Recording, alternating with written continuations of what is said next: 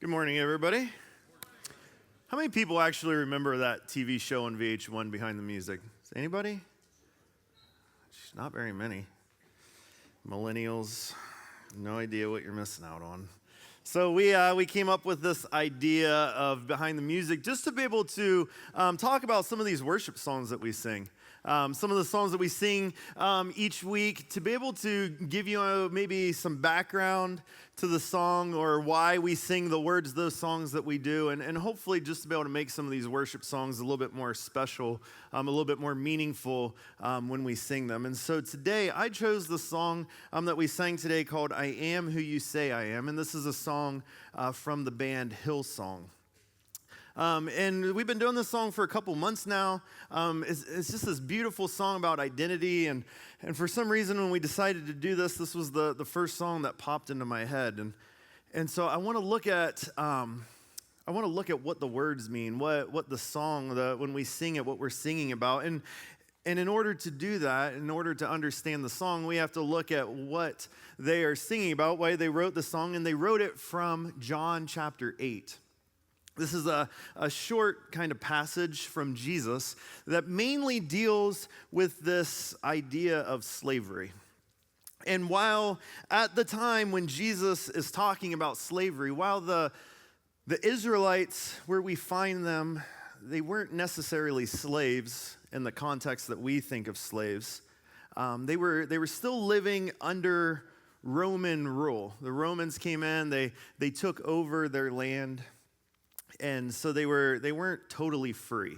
They weren't slaves, but they weren't totally free. The Romans basically told them, we'll let you do what you want. We'll let you worship the way that you want. We'll let you do whatever you want, as long as, first of all, you pay taxes and you don't try to revolt.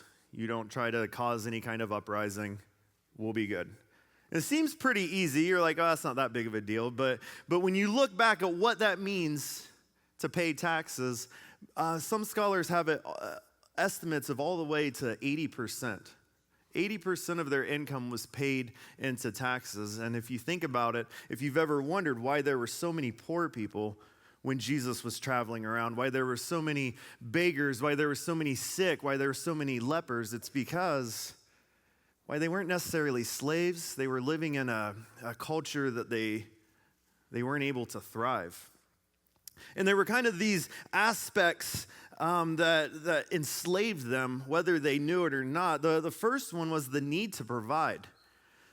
Living in a land, living in a time when you had to take 80% of your income and pay it to the Roman government, you were forced to oftentimes sell off things that you owned, things that had been passed down. Most of the time, what that looked like was you would just continually have to sell off portions of your land just so you had enough money in order to pay your taxes. That also meant that you became a slave to the land. Like you weren't necessarily slaves, but you couldn't take a day off. You had to work day in and day out. And if you look at people like Peter, who was a fisherman, he fished every day, sometimes every day and every night. And they say that the Sea of Galilee was just so overfished because people were just trying to work in order to live, to survive. It was a difficult thing. That's why when Jesus came and told Peter, those guys to cast out their nets on the other side of the boat and those things, and they pull in all those fish, why they're so shocked because they never experienced that. It was a difficult life. And then there were instances of actual slavery, because what would happen was you would become so poor, you would become so in debt, that what you would have to do is oftentimes you might have to sell yourself into slavery.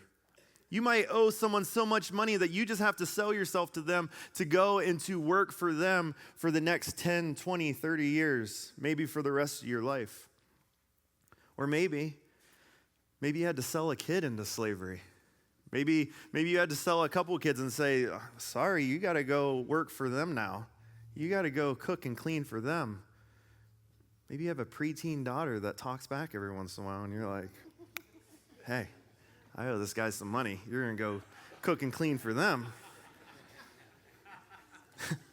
Shaking her head. This is what it means to be a minister's kid, Lily.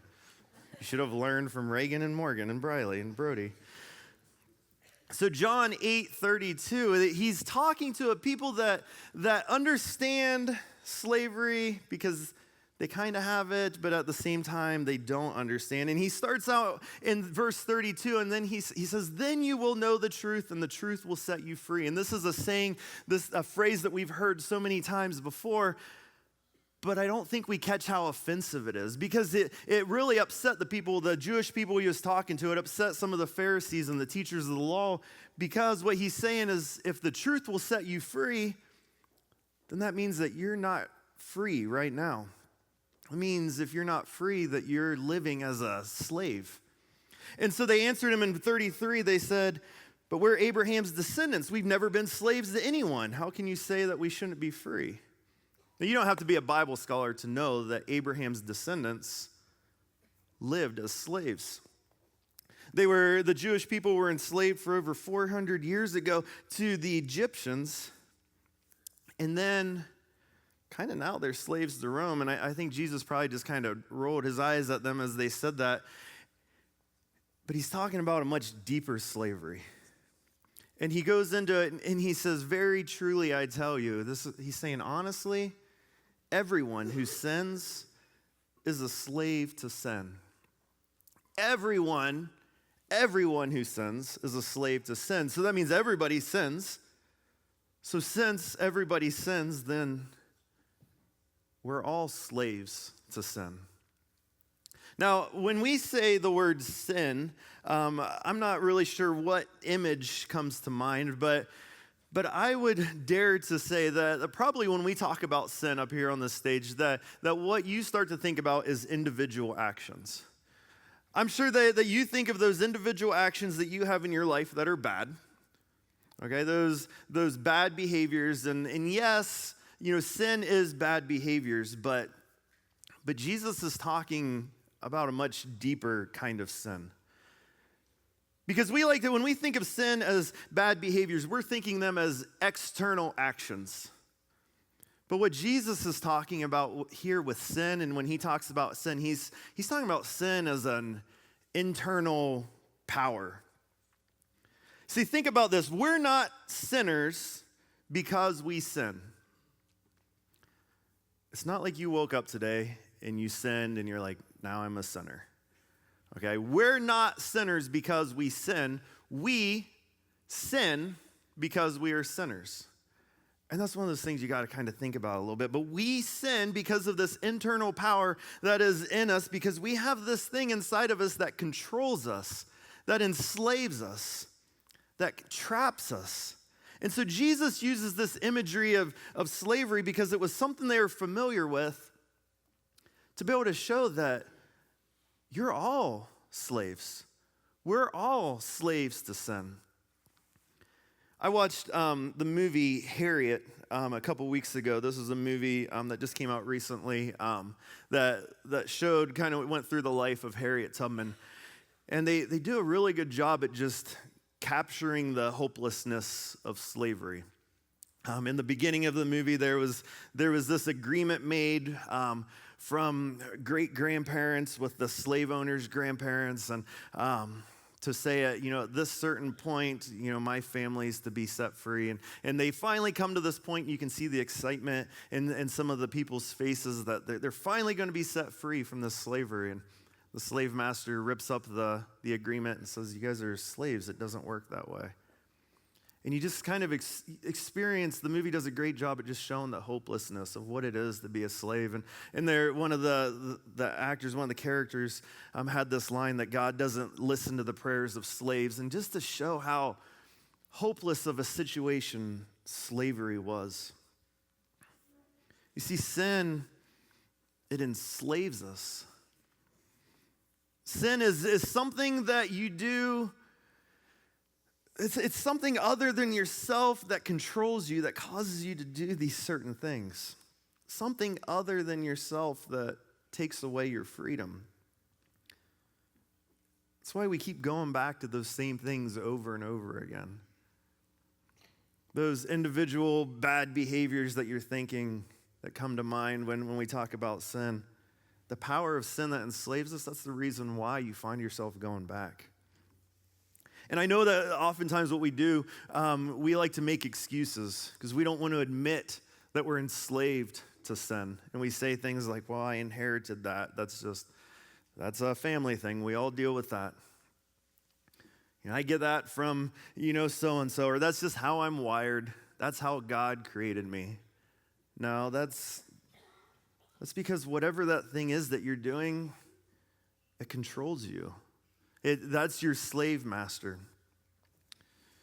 Here's another way that maybe we see it in real life, because it's not necessarily always bad behaviors, but maybe for you it's something like this.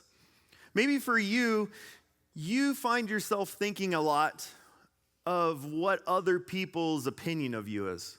You find yourself kind of focusing on how other people see you. And so then as you go through life, you try to control other people's opinions of you. You do this in maybe the way that you wake up in the morning and you think, what? Okay, I'm going to church. What do I need to look like in front of these people? I'm going to work. How do I need to portray myself? It's not even necessarily bad things. It's not like we're being hypocrites, but maybe you strive to be a person that's seen as kind. And so you try to control the opinions of everyone around. You want people to think that you're nice, you're kind, you're funny, you're laid back. And so we find ourselves dressing a certain way and acting a certain way. And you think you're controlling everyone's opinion of you. But if you can take a step back, you can see that everyone's opinion is controlling you. That you're enslaved and you don't even know it. That day in and day out, you find yourself thinking and acting a certain way just to try to control other people, and yet you're just being controlled. Sin is also trying to find your identity in anything other than God. And that could be trying to find your identity in your job, your career, what you do every day. Your successes, your achievements, your financial status, your appearance. These things that we think we have control over in our life end up controlling us. That power of sin in your life, that enslaving power, really, it's similar to the way that addiction works. If we were to look at the cycles of addiction, you'll see that a lot of the cycles of addiction is the way that we find ourselves controlled by sin. There's 5 steps. The first step is pain. Addiction always starts with some sort of pain, whether it's physical pain, which we're starting to see with the opioid epidemic, that oftentimes it starts because of some kind of physical pain. But it could also be emotional pain. Some sense that I don't feel good. Some sense that I don't feel right. There's something inside of me that hurts that I want to stop. And step 2 is medication. We try to escape the pain. We try to numb the pain. We try to self-soothe. We go to things that make us forget. We go to those things that distract us. We go to those things that can just get rid of that pain, whatever that is. And yes, it can be things like alcohol. It can be things like drugs. It can also be things like work. It could be things like shopping. It could even be Netflix, sitting and binge watching. And step 3, and this is the big one, and I think this is where it gets us, is it works. See, not too many ministers are going to stand up here and be like, going out and getting hammered takes away the pain. But it does, temporarily. It does, and that's what causes the addiction cycle, is that for that brief moment, it does take away the pain. It does distract you long enough that you stop thinking about that pain, that emotional pain, that physical pain that you're experiencing. It actually works. But this is where things take a turn, because step 4, it stops working. When it stops working, that's when we find ourselves building up this tolerance, so we need to up the dosage. So now we need to drink more. Now we're not just watching a couple episodes on Netflix, we're watching the entire series in one sitting. We're just doing these things more and more and more to try to get that same effect, to just try to hide that pain, to mask that pain that we're feeling. And then step 5, is shame and guilt. It's that point that you reach that you start to tell yourself, real Christians don't do this. People my age shouldn't struggle with this. I can't believe I did this again. And that guilt and shame, it leads right back to pain. And then we find ourselves at the beginning of this cycle all over again. And we're right back where we started in this cycle. We just go around and around and around again. And so when Jesus comes along and he says, if you sin, you find yourself being a slave to sin. And when we look at it in steps of addiction, these cycles of addiction, I hope that you can sit there and say, I get that. I see how that is in my own life. I hope you can sit there and say, yeah, I can see how I can get enslaved to sin. And Jesus continues in verse 35, and he kind of shifts gears for a moment, and he says, now the slave does not remain in the house forever, but he says the son remains forever. What he's saying here is that for the most part, slaves could experience some sort of benefits and privileges when it comes to being associated with certain houses. And I'm sure that we can picture that in the own history of America, that probably being a part of certain plantations probably came with their own privileges. There was probably some houses, it's like not that slavery is ever good, but I'm sure being a slave to this family might be better than being a slave to this family. But even though there's benefits and there's privileges, there's no security. There was never any security in being a slave because at any time you could be traded. You could be sold. You could sell yourself into slavery to a family because you were in debt in those Jewish times, and then that person could come in debt to somebody else and they could just ship you off. There was never any security when it comes to being slaves. But if you were a son or a daughter of the house, you have massive amounts of security because you're connected to that house. So Jesus is saying you can experience some benefits of being associated with me, but you can still live like a slave. You can come to church every Sunday. You can be a part of this Christian stuff, but you can still find yourself having a life dominated by fear and insecurity and sin and whatever it is that's owning you, whatever that is that's controlling you. And then the most beautiful verse, the most beautiful part of this passage, he says, so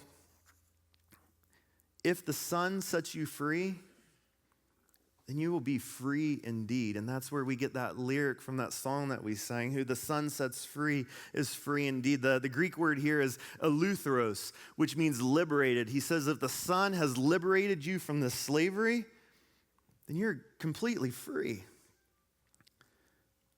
This is where we get the saying, Jesus has come to free us from the bondage of sin. I know that's a church phrase. I know that's something that we probably hear in the Christian language all the time. But if we think of it in this context, Jesus has come to liberate you from the bondage of sin, the sin that controls us every day. Jesus has come to set us free. I want to take a side road here, and we'll kind of get back to this. Understanding the Jewish people and who they were and what they did, we know that Jewish people had celebrations and traditions and festivals that they did every year. And you may recognize some of them, like Passover. Every year they celebrated Passover. Every year they celebrated Feast of the Tabernacle, Day of Atonement, etc. There was all these things that were on their calendar. But there's this really cool thing that in Leviticus 25, that the Jews would celebrate, and they would celebrate this every 7 years, not each year, but every 7 years. They would celebrate something called the Sabbath year. Okay, so think of like every 7 days is the Sabbath day, the Sabbath year. If you look at Numbers, it means rest, it means completion, it means perfection. And so every 7 years, they were commanded in Leviticus 25 to take a year of rest. The Sabbath year was all about rest, which sounds amazing. Why can't we still have that? And so what they were told to do is during that year, they weren't to plant or tend to their crops whatsoever. They were to take a break from all of the farming. If they had vineyards, they were told, don't go work in your vineyards. Okay, do nothing, no sort of work for that year. And whatever the earth would produce naturally, that's what you would eat. And so this gave the people time to rest. And the idea was to allow God's goodness to lead you through that year. It was to allow God's goodness to take care of you and feed you. But it was also a Sabbath year for the earth. It was all about letting the earth rest. And if you've ever planted a garden or you know anything about crops, you know it's a good thing to give the soil some time. If you just plant every year all the time, eventually the plants don't do as well. So what would happen after the Sabbath year is the next year, year 8, your crops would come in much larger and healthier and more bountiful the next year. And what they were commanded to do was through this entire year of rest, and you were letting God take care of you, you were to also take care of your neighbors. If you were to go out into the fields and you see that just naturally some of the crops kind of popped up, then you would take that and you would share it with the people around you. And so this happened every 7 years. So 7, 14, 21, 28, 35, 42, 49, this was happening. And they would celebrate the year of the Sabbath. After 49, if you pay attention to numbers, 7 sevens is a big year. 49 was the year of the Sabbath. And as soon as it was over, then they would blow this horn, and then came the year of the Jubilee. And the year of the Jubilee is this really cool thing that God put into place, and it was all about radical redistribution of land, of money, of freedom. And it was this way of kind of just dealing with those components that enslave people and be able to say, this is not how God created people to live. Because in the year of the Jubilee, there were 3 things that happened when that horn blew. First of all, if you at any time had to sell off any kind of land, if you ever had to sell off land to pay a debt, that land, as soon as that horn blew, came back to you. If you just didn't have what it took to survive and to get by, and you had land that was in your family and you had to sell it off just to get some money, when the year of the Jubilee came, that land came back to you. If anyone owed you any money, those debts were immediately canceled. And then if anybody was enslaved or was in slavery, in the year of the Jubilee, they were set free. Them and their families could go back. And the year of the Jubilee was all about a clean slate. It was all about a fresh start. It was a reminder how things were supposed to be. And so we find Jesus in Luke chapter 4, and if you follow the life of Jesus, he has just gone through the temptations, and he's just now starting his ministry. This is one of his first public teachings, his first public appearances, and he goes back to his hometown, and he goes into the synagogue, and everybody's gathered there, and he asks for the scroll, and he opens it up to Isaiah 61, and this is a passage that deals with Jubilee. But there's something weird that's kind of happening right now, because what's happening is the people have stopped celebrating this. We're really not even sure how many Jubilees they celebrated. And this may come as a shock to you, but some people don't like the idea of sharing. Some people didn't like the idea of that person owes me money, I'm going to make him pay up. And so over the years, they stopped celebrating this. This is why this might be the first time you've ever heard of it, because it's all the way back in Leviticus 25, and it didn't take people long to say, I'm not forgiving debts. They sold me that land fair and square, it's mine. This person owes me money, they're going to be my slave. And so Jesus opens up to Isaiah 61, and he reads these passages. He says, the Spirit of the Lord is upon me because he has anointed me to proclaim good news to the poor. He sent me to proclaim liberty to the captives. Okay, he's forgiving debts. He's setting slaves free. Recovering sight to the blind and set liberty those who are oppressed, and to proclaim the year of the Lord's favor. It says everybody sat there, or was standing there listening to this, and then it said Jesus went and sat down, and this was the posture that a rabbi would take as he was getting ready to teach. You guys sit and we stand. What the rabbis would do is they would sit and everybody would stand around them. And so he sat down and said everybody gathered around him to hear what he was going to teach from this passage, what he was going to say. It says the eyes of everyone in the synagogue were fastened on him. And Jesus says these 9 words. He says, today, this scripture has been fulfilled in your hearing. You know what he's saying here? When he's reading these passages and he's talking about the Jubilee, he says, I'm the Jubilee. This long forgotten tradition that you guys have stopped celebrating that is to release people from debt and to return the property and to set free the slaves. I'm the Jubilee. Take a guess at the day he read this passage. What do you think that day was? If you were to look at the calendars, this would have been the kickoff to the 80th Jubilee.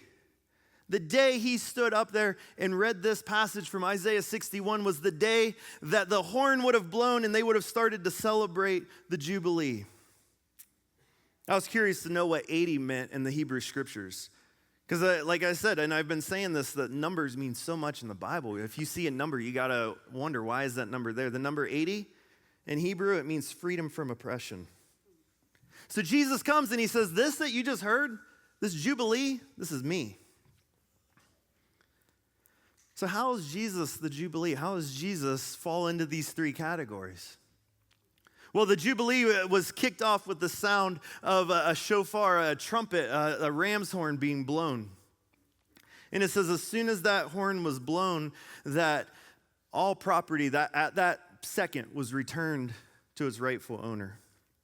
And if we read in Revelation, it says that someday Jesus is going to come back at the sound of a trumpet. And he's not coming back for his physical land property. He's coming back for us. The second thing, when all debts are forgiven, we know, and Jeff said this, that we should be punished. We're the sinners. We're the ones that deserve punishment. We're the ones that deserve death. But Jesus, he took care of that debt on the cross. Jesus took that punishment. And do you realize that crucifixion was reserved for enemies of the state and slaves? And Jesus took the death, he died the death of a slave. He was nailed down as a slave so that we could be free. And then the third thing is what we've been talking about today. That year of the Jubilee, all slaves were set free. When that horn blew, all slaves were set free. And when Jesus came, he's basically saying, I'm here to set you free. The enslavement of sin, the bondage of sin. So I guess the question, how does Jesus set us free?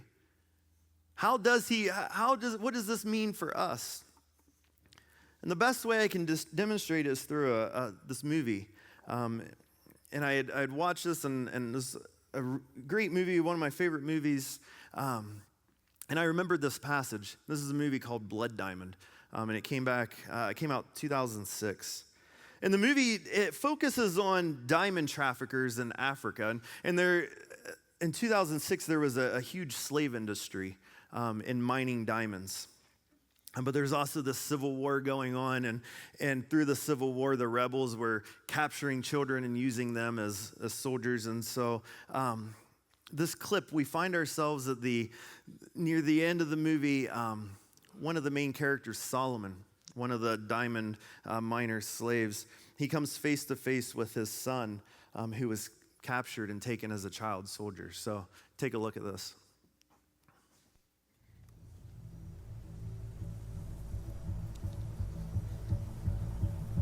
Dear, what are you doing? Dear, Nyangbe, what are you doing? Bella Diavanti of the proud Mende tribe.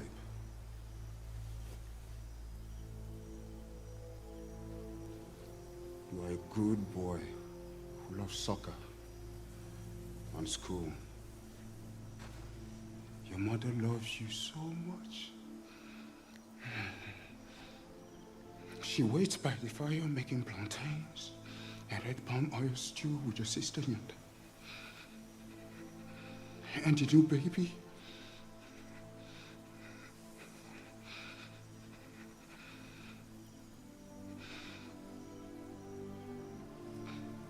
the cows wait for you. And Babu, the wild dog who wants no one but you. I know they made you do bad things, but you're not a bad boy. I am your father, who loves you. And you will come home with me and be my son again.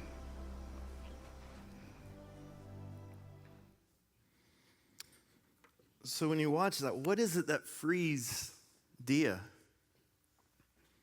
It was his father reminding him who he was.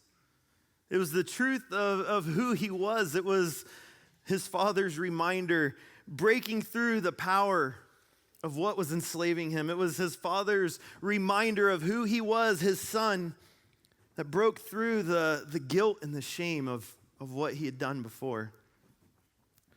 And Jesus tells us, I know that it seems like shame is your master, that guilt is your master. I know that there is this fill in the blank that you feel like is enslaving you today in your life. I know Jesus looks at us and says, I've already freed you from that. I've already paid that debt thousands of years ago. I've already broken you free of the bondage of sin, of being a slave. You don't need to worry about that anymore.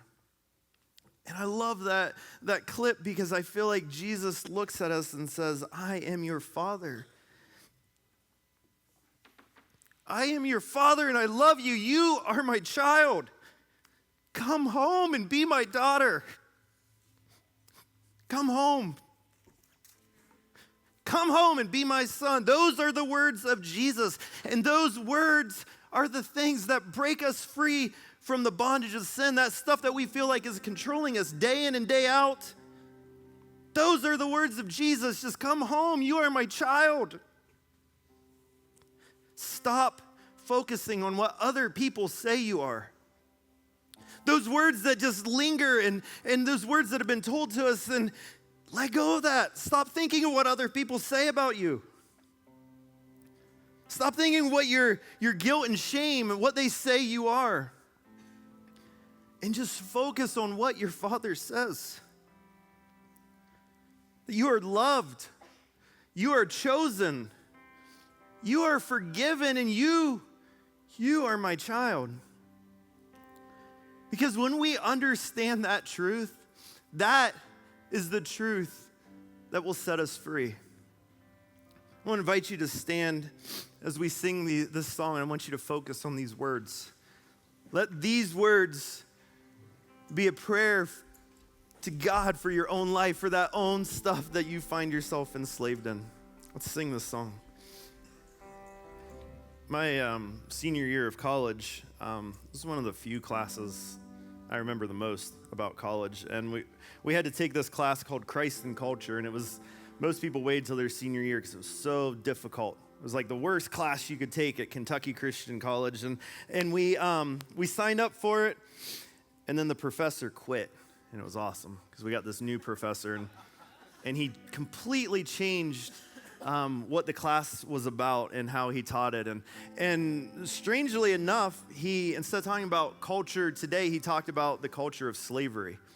And it was just like the most fascinating class to take and to talk about American slavery. And I remember at the end of the year, when it came time for finals week, instead of finals, he took us on a field trip, which is win-win. I mean, it was the greatest thing ever. And we just piled into vans, and we drove like hours and hours, and we would just make stops along the Underground Railroad. And we would go into these places, and he would teach from there, and it was just like the coolest day to just spend all day at these stops. And on the last stop, there was this one moment, and I can't even tell you where it was, but I know there was a hill. And it was basically as soon as the slaves were able to make it up that hill, if they can make it up there without getting caught, like there was this light that would shine, and if the light was on, then they knew that they could go up that hill. And as soon as they got up that hill, that meant that they were free.